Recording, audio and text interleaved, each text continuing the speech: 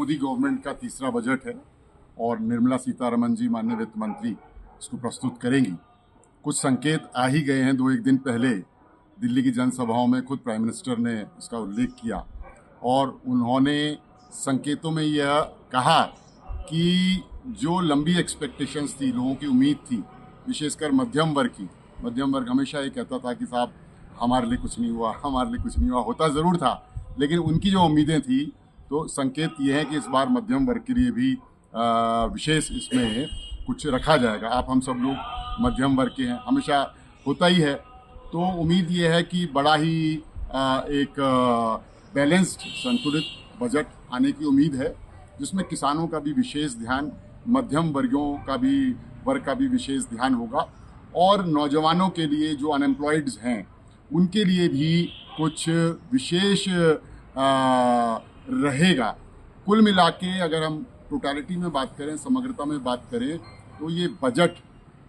ऐसी उम्मीद कर रहे हैं, ऐसी आशा कर रहे हैं, ऐसी अपेक्षा है देशवासियों को भी, क्योंकि ये मोदी जी का 3rd टर्म है, तो लोगों की उम्मीदें, आशाएं और परवान चढ़ रखी हैं और इसीलिए माननीय प्रधानमंत्री जी ने कुछ संकेत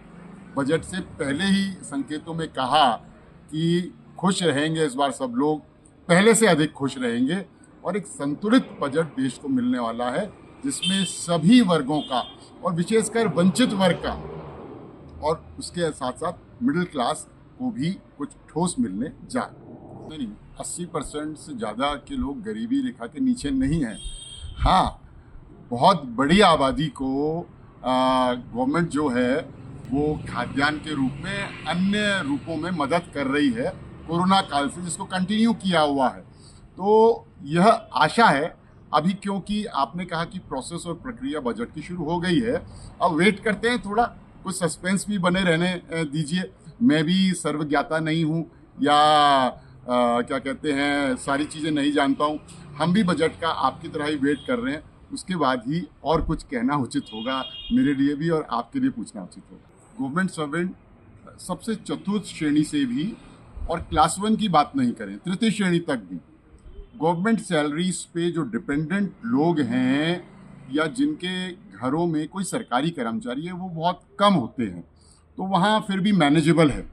मैनेज हो जाता है, क्योंकि 6वां वेतन आयोग, 7वां वेतन आयोग, फिर 8वें की गवर्नमेंट ने बात करी है, तो वहाँ फिर भी मैनेजेबल है। चिंता उस बात की है जो असंगठित क्षेत्र में लोग काम करते हैं, छोटी तनख्वाहों पे निर्भर हैं, छोटे वेतन पर निर्भर हैं, जो वो हैं तो वो भी मिडिल क्लास, लेकिन उनके लिए प्रॉब्लमेटिक होता है, उनके लिए बड़ा दिक्कत हो जाती है। गवर्नमेंट सर्वेंट तो फिर भी मैनेज कर लेता है, इसलिए मैनेज कर लेता है, उसे मालूम है एक निश्चित आय है और आय सम्मानजनक सबको जो है सैलरीज मिल रही है 6ठे वेतन मान के बाद से, अब तो 8वें की भी बात शुरू हो रही है। तो वो गृहिणियाँ जो असंगठित क्षेत्र के लोग, परिवारों के हैं, उनके लिए थोड़ा सोचना, विचारना